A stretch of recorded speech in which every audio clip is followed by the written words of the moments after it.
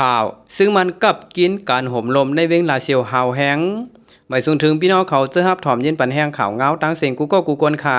ในวันเมื่อในกอเตแมนใส่ในวันที่13เดือนธันวาคมปี2เฮงปลาย26วันไหนออกคันในจอมหนังข่าวเงาคึดด้านเอาขาดตอนในกอเตียเกี่ยวกับเลยลองซึ่งมันกับกินการห่มลมในเวงลาเซียวหาวแห้งในนั้นเสเดี๋ยวเอามาสืบปืนเพปันพี่น้องเขารับถอมยินกันอยู่ค่ะอ้อ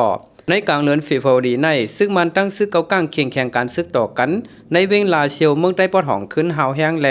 กวนเมืองในเวงลาเซียวอ่อนกันไม่เจอโกตั้ง2ซุ้มเปลี่ยนปางตึกกันขึ้นในยาวเมื่อวันที่7ยามกลางในเจ้า8 โมงหมักลงหมักช็อตตะลงกึ่งก้างตกใส่ในปอก11เวงลาเซียว2โดกไว้หลังนั้นซึกมานห่างแฮนเอาซึกพืชออกควักเอาตีอยู่ขึ้นจอมสับเวงลาเซียวไว้เสย้ำเดี๋ยวในเวงลาเซียวในซึ่งมันตั้งซึกเกาก้างเข่งแข่งการซึกต่อกันไว้อยู่วันไหนตั้งแต่นั้นมาผัดซึ่งมันเอาคออ้างล่องห่มลมในเวงไหนเสกดทัดลดเคิงกาบศอกถงตัวยปลาฝนกวนเจอเข้าออกเวง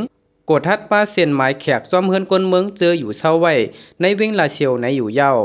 กวนเมืองก้อนหนึ่งอยู่ไว้ในเวงลาเซียวก้อนหนึ่งลาดเนวาจอมตาจอมตังเกาะเขาใกล้ทัดขึ้นมือเหลียวพอเปลี่ยนรถเครื่องไหนเขาใจเปิดกลตุปอกเหตัวยปาก่อนฝนเจอในเกาะเขาใจเปิดเหทัดตัวยพอกลางคำมาไหนเฮิรนไหลเขาถังเทิมก็เขาเอาคออังเจียดจะล่างแขกในเหเขาซอกเตาขึ้นว่าไหนหั่นต่อถึงวันที่12วัน12เดือนปี2026ก่อซึ่งมันยังไปฮู้ว่าเป็นจุ้มไหลไผอยู่ตั้งไหลยื้อหมักเข้ามาในเวงลาเซียวในเสกวนเมืองเจอเป็นใจซึกมันแต้หมาบเนว่าเป็นจุ้มซึกเกาก้างเขาเจออยู่ภายนอกเวงนั่นยื้อเข้ามาว่าไหน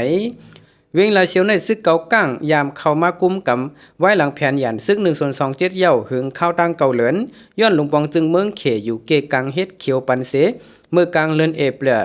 หลังป้อยซ้อนนำเย่านั่นซึกเกาก้างไล่ถอยถอนแห้งซึกออกกว่าในเวงเย่าไล่เปิดเส้นตั้งปันซึกมันเข้ามากุมกำขึ้นในเวงตา12ปอกว่าไหน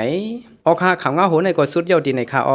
อันในกอติเลยว่าซึ่งมันกับกินการห่มลมในเวงลาเซียวหาวแห้งในคาข่าวเงาตอนในกอนั่งพุยหนุ่มจุ้มข่าวผูกโดยฮอกและเตรียมต่างไว้เสข้าเฮาเลยสืบเปิ้นเพปันพี่น้องเขาฮับถอมเย็นกันคาไม่ทรงค่า